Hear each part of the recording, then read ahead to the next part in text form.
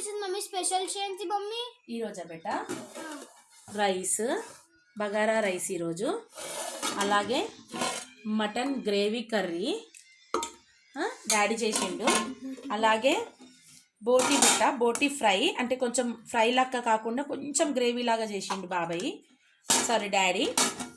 అలాగే ఇవంతా తిన్నాక పెరుగు కావాలి లాస్ట్లో కాబట్టి పెరుగు, అలాగే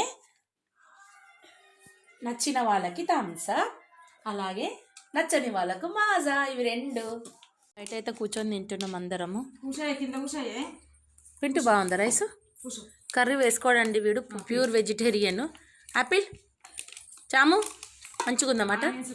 ఇక ఆమె తినమంటే తింటలేదు, ఆమె నాటకాలు ఆడుతుంది, ఇట్లా తిరుగుతుంది మా బిడ్డ.